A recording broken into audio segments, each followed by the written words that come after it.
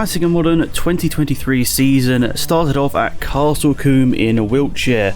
A picturesque area, fantastic track, no gravel traps and very little runoff.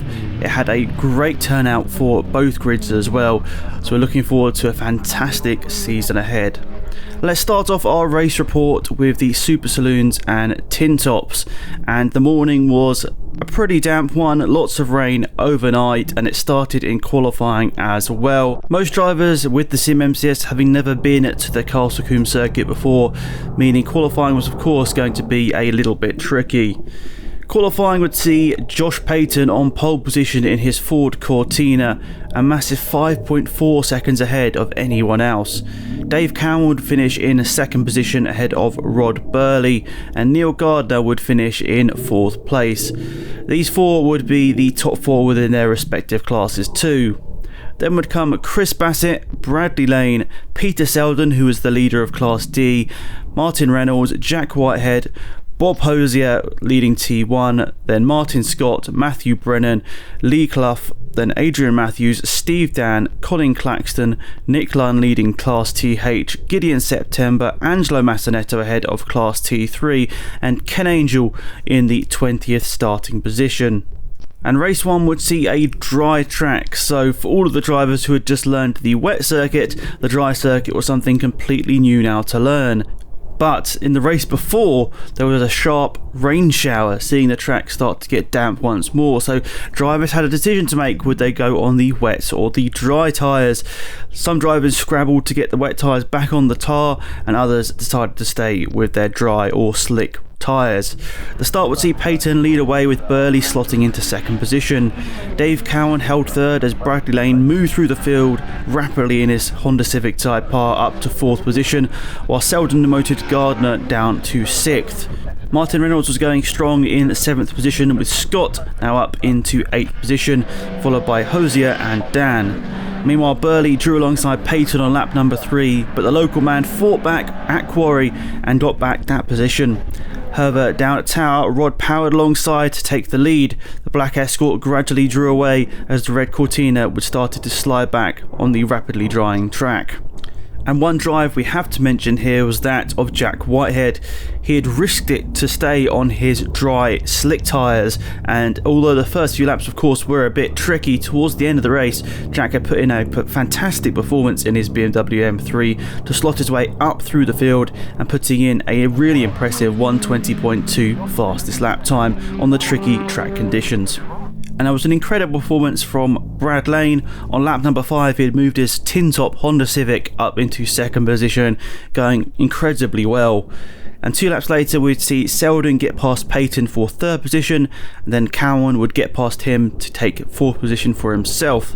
Gardner would stay in sixth position for the majority of the race, whilst Martin Reynolds would start to slow and eventually pull off on lap number 9 as his wet tyres were starting to overheat. Martin Scott had had a fantastic start, but unfortunately would start to fade later on in the race, his tyres not unfortunately coping with the conditions, as he would fall behind Hosier and Dan, and he would end up in 10th position. I started at the back of the grid after not doing a lap time in qualifying, but I'd made progression up to 11th position as I got past Adrian Matthews on the last lap of the race. Adrian would finish in 12th position, just ahead of Ken Angell, Matthew Brennan, Gideon September, Lee Clough and Nick Lunn. Nick Lunn leading his class once more. Great to see Nick Lunn on the top step of his class podium. Unfortunate non-classification here was Martin Reynolds, Angelo Massinetto, Chris Bassett and Colin Claxton. Unfortunate for the final two there, not even completing one full lap. A big shame for those, and hopefully we'll see them out later this season. The fastest lap of the race for this first race was Rod Birley on lap number 10 at 1:16.771, but that's maybe even more impressive because he was on his wet weather tyres at this stage and they were severely overheating by the end of it. So let's see what Rod can do in race number 2 on his slick tyres. So race 2 was completely dry. The rolling start would see Rod Birley blast off into the lead closely followed by the fast starting Peyton. These first two quickly pulled away from Lane and Cowan in 3rd and 4th as Selden had slipped back to 5th position. The lead battle was one certainly to keep your eye on. Great to see two very different Fords battling out right at the front of the field, but Rod Birley starting to edge clear from the midpoint of the race as the conditions were starting to favour him more. Unfortunately, Martin Scott had clipped the tyre wall on an attempted overtake on Ken Angell. This would prompt a safety car to appear, which closed everyone up apart from a group further back that were stuck behind Ken Angell.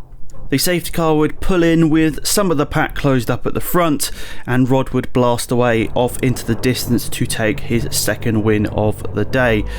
He would finish ahead of Josh Payton in 2nd, Peter Selden in 3rd, then Bradley Lane, once more an impressive performance from him, only 7 seconds back, in 4th position in his TinTop Class T2 car.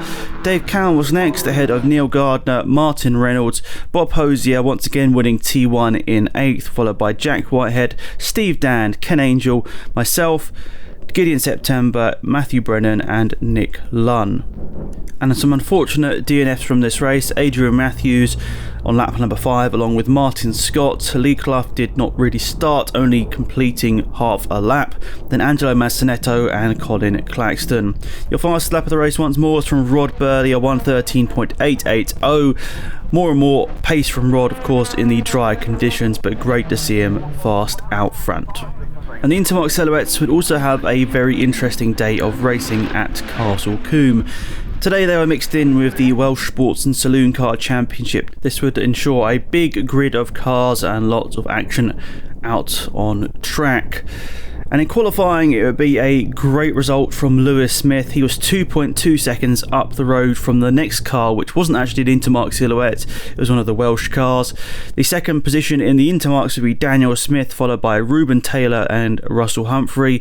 Paul Knight was the leading senior runner, followed by Colin Smith, Philip Young, Eric Bolton, Mick Robertson, John Price, Baz Johnson, Scott Abrigliano also in there as well, followed by Keith White at the back of the field, unfortunately not putting in a qualifying lap.